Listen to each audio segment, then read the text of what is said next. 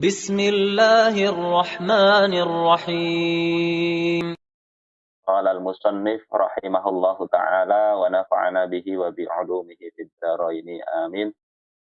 الحديث الثالث والعشرون عن أبي مالك الحارث بن عاصم الأشعري رضي الله عنه قال قال رسول الله صلى الله عليه وسلم الطهور شطر الإيمان والحمد لله تملأ الميزان وسبحان الله والحمد لله تملأان أو تملأ ما بين السماوات والأرض والصلاة نور والصدقة برهان والصبر ضياء والقرآن حجة لك أو عليك كل الناس يغدو فبائع نفسه فمعتقها أو موبقها. Rawahu Muslim.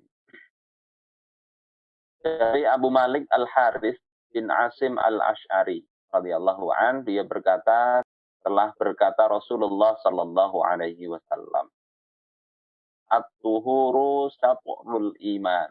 Kesucian atau bersuci itu adalah sebagian dari iman. Kemudian alhamdulillah, ya, ucapan alhamdulillah tamlaul mizan, itu memenuhi timbangan. Kemudian subhanallah walhamdulillah, ucapan itu tadi, itu memenuhi antara langit dan bumi. Kemudian sholat itu adalah cahaya. Sedekah itu adalah burhan atau bukti. Sabar itu adalah cahaya. Wal Qur'anu hujjatul laka au alaika. Quran itu menjadi hujjah bagi engkau, yakni pembela engkau atau musuh engkau. Kulun nasi yaghdu, setiap orang itu akan bekerja. Babai'un nafsahu, dia menjual dirinya, maka dia menyelamatkan dirinya atau mencelakakan dirinya. Cukup banyak perbedaan pendapat para ulama terkait beberapa makna dari lafaz-lafaz dalam hadis ini. Pertama tentang at-tuhur. At-tuhur ini kan maknanya ada dua. Makna bahasa itu adalah at-tanazzuh an kulli qabih. Yang namanya suci secara bahasa itu adalah bersih dari segala hal yang jelek. Itu at-tuhuru. At-tuhuru sama. Sebagaimana di dalam Al-Quran surah An-Naml ayat 56 Allah katakan, akhriju ala Lut, usirlah keluarga Lut, in qaryatikum, dari kampung kalian, innahum unasun yatatahharun, sesungguhnya mereka itu adalah orang-orang yang suci. Ini maksud kaumnya ini orang-orang yang mendakwakan dirinya suci. Maksud ini mengolok-olok, kalian kan orang suci, sementara kami kada. Maka kalian itu pergi aja dari sini. Hampir mirip-mirip di negeri tertentu lah. Kalau ingin begini-begini, keluar aja dari sini. Niru umatnya Nabi Lut. Padahal Nabi Lut ini apa kesalahannya? Kesalahannya dia dan keluarganya itu menolak untuk melakukan homoseksual, liwato. Itu diusir oleh kaumnya. Disebut unasun, orang-orang yang merasa dirinya bersih. Jadi ini makna at-tuhur secara bahasa. Termasuk juga di dalam Al-Quran surah Al-Muddatsir ayat 4. Allah subhanahu wa ta'ala mengatakan, wasiyabaka fatahhir, dan bajumu maka sucikanlah. Maka makna fatahhir di sini itu ada 8 pendapat terkait ayat ini. Yang pertama, maksudnya adalah asyab di sini al-amal. Maka amal engkau maka sucikanlah. Maksud kaul pertama dalam tafsir ini. Fatahhir di sini berarti bukan tahhir dalam makna dicuci, dibersihkan secara fisik, tapi amal itu dibersihkan dari yang tidak layak dari amal itu. Misalnya ada riya, ada sum'ah, ada ujub, dan sebagainya. Kemudian yang kedua, al-qalb, hati. Jadi maksudnya hati engkau bersihkanlah. Wasiyabaka fatahhir. Yang ketiga itu nafsu. Yang keempat itu jisim atau jasadnya. Yang kelima itu al-ahl atau keluarganya. Kemudian maknanya al-khuluq, ad-din, dan makna berikutnya memang betul-betul asyab bermakna baju. Jadi makna at-tuhuru di sini secara bahasa membersihkan dari sesuatu yang jelek, yang tidak layak. Kemudian yang kedua, at-tuhuru ini makna syar'inya itu adalah imma wudhu'un wa imma ghuslun.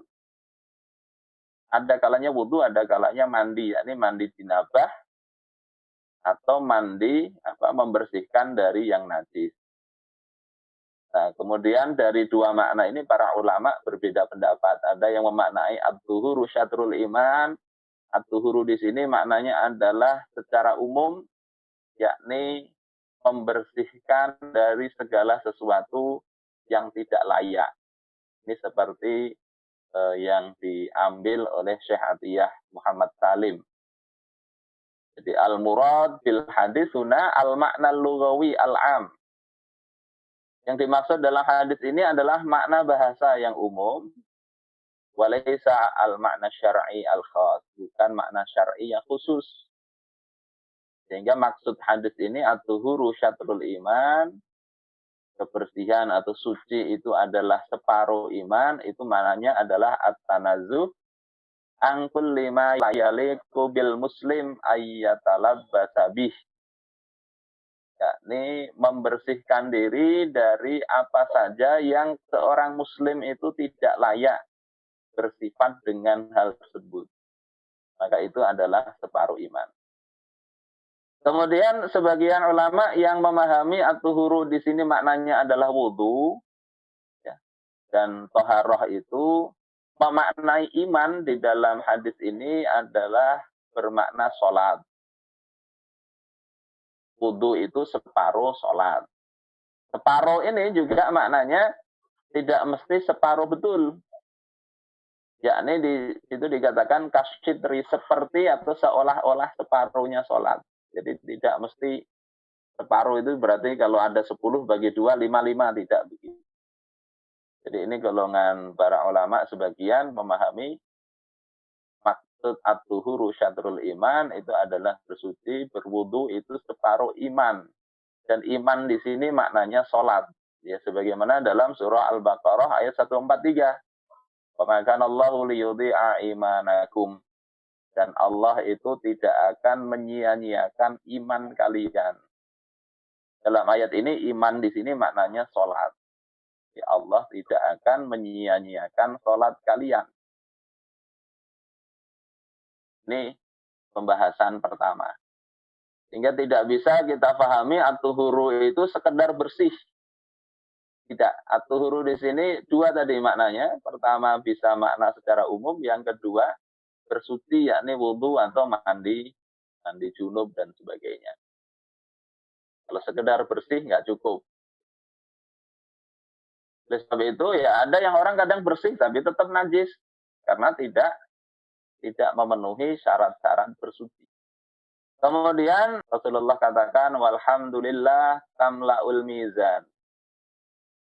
Alhamdulillah, mengucapkan zikir ini, zikir yang afdal, alhamdulillah. Maksud alhamdulillah, al di sini al lil jinsi lil istighraq.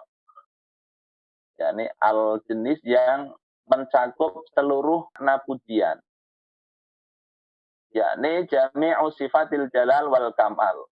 Seluruh sifat-sifat kemuliaan dan kesempurnaan ini adalah milik Allah semata. Baik pujian itu pujian sesama makhluk, ya makhluk ke Allah, Allah ke dirinya sendiri, maupun Allah kepada makhluk, itu semuanya kembalinya, muaranya adalah pada Allah. Ini alhamdulillah maknanya begitu. Memuji Allah subhanahu wa ta'ala. Tamla'ul mizan itu memenuhi timbangan, yakni timbangan amal seorang hamba. Kemudian redaksi berikutnya dari hadis ini setelah alhamdulillah Rasul katakan wa subhanallahi walhamdulillahi tamla'ani au tamla'u ma bainas samawati wal ardh. Jadi ucapan zikir subhanallah walhamdulillah itu keduanya memenuhi antara langit dan bumi. Kenapa di sini disebut tamla'ani au tamla'u? Inna hadzat taraddud. Ini adalah keraguan-raguan dari si perawi hadis. Yang betul itu Rasul mengatakan tamla'ani atau tamla'u, beliau ragu-ragu. Terus mana yang benar, tamla'ani atau tamla'u? Secara bahasa dua-duanya betul. Kalau dibaca tamla'ani itu secara nahu, subhanallah itu dihitung satu, alhamdulillah dihitung satu, jadi dua. Kalau ini dua, maka tamla'ani. Kalau tamla'u saja, berarti itu dihitung satu kesatuan. Subhanallah, alhamdulillah dihitung satu jumlah. Sehingga tamla'u. Secara bahasa dua-duanya tidak keliru. Tapi yang namanya hadis itu kan berarti Rasulullah ngomongnya seperti apa. Nah itu yang perawinya masih ragu-ragu, makanya disebut dua redaksi ini. Maknanya apa? Maknanya ini zikir yang ringan, cuma mengucapkan alhamdulillah atau subhanallah walhamdulillah, itu pahalanya sangat besar. Sehingga seorang muslim ya, tidak seharusnya menyia-nyiakan waktunya untuk berbicara yang tidak bermanfaat. Lebih baik baca alhamdulillah, subhanallah walhamdulillah. Tambahi lengkap lagi subhanallah walhamdulillah wala ilaha illallah wallahu akbar. La haula wala quwwata illa billahil aliyyil azim. Itu doa zikir yang insya Allah tanpa terasa itu memenuhi timbangan kebaikan seseorang. Rasulullah lanjutkan hadisnya dengan mengatakan wassalatu nurun. Salat itu adalah nur. Apa maknanya? Ada tiga pendapat di sini. Nur atau cahaya, artinya salat itu menghalangi perbuatan maksiat. Ini penjelasan Ibnu Daqiq Al-Aid juga di dalam At-Ta'yin. Jadi orang mau maksiat nggak jadi karena tertunjukkan ke jalan yang benar. Ibarat kita jalan, ada cahaya, maka kita bisa memilih. Ke kiri ini ada jurang, ke kanan ada jalan yang mulus. Maka dengan adanya cahaya, kita bisa memilih jalan yang mulus. Nah, sholat itu seperti itu, menunjuki seseorang. Makanya disebut nur. Kemudian ulama yang lain memahami bahwasanya sholat itu kelak di akhirat akan menjadi petunjuk jalan bagi yang melakukannya di hari kiamat. Saat orang-orang di padang mahsyar misalnya bingung. Jangankan kita bayangkan di padang mahsyar ya, padang Arafah atau di Makkah saja. Itu orang kalau tidak ada ancer-ancer, apalagi suasana misalnya gelap, itu bisa bingung. Nah, sholat itu menjadi cahaya, maksudnya menjadi petunjuk. Nah, sedangkan sebagian ulama yang lain itu mengatakan bahwasanya maksud dari ungkapan as-sholatu nur itu adalah nanti sholat itu akan menjadikan wajah orang yang melakukannya bercahaya di hari kiamat. Jadi bisa dibedakan nanti di hari kiamat, ada orang yang wajahnya putih, bersih, ada yang wajahnya hitam, kelam, bercahaya atau tidak. Nah, di situ makna sholat itu cahaya. Terus mana yang benar dari tiga pendapat ini? Kalau di dalam kitab At-Ta'yin wa yajuzu ayyakuna jami'uha muradah. Jadi ketiga-tiganya itu betul. Ketiga-tiganya itulah yang dimaksud oleh Rasulullah Shallallahu Alaihi Wasallam. Kemudian hadis ini dilanjutkan dengan ungkapan Rasulullah wassadaqatu burhan. Sedekah. Sedekah di sini maknanya sebetulnya zakat. Zakat itu adalah burhanun, bukti. Bukti. Seperti dalam riwayat Ibnu Hibban, yakni makna sedekah ini zakat. Dan boleh kalau di dalam hadis ini sedekah di sini termasuk sedekah yang mandub. Termasuk yang mandub juga bisa menjadi burhanun karena makna lafadznya ini dimaknai umum. Maksudnya apa? Annaha hujjatun laha li sahibiha fi ada'i haqqil mal. Bahwasanya zakat itu akan menjadi bukti bagi pemilik harta bahwasanya dia telah menunaikan kewajiban harta. Ini makna pertama, sedekah burhan. Sedekah itu adalah bukti, yakni membuktikan ya, dia telah mengeluarkan kewajiban harta. Kemudian yang kedua maknanya annaha hujjatun fi imani sahibiha. Sedekah atau zakat ini menjadi bukti keimanan orang yang berzakat. Jadi kalau nggak berzakat nanti di akhirat mencari-cari bukti imannya apa? Nggak ada yang bilang. Kalau dia sedekah, nanti sedekahnya datang dia menjadi burhan, menjadi bukti.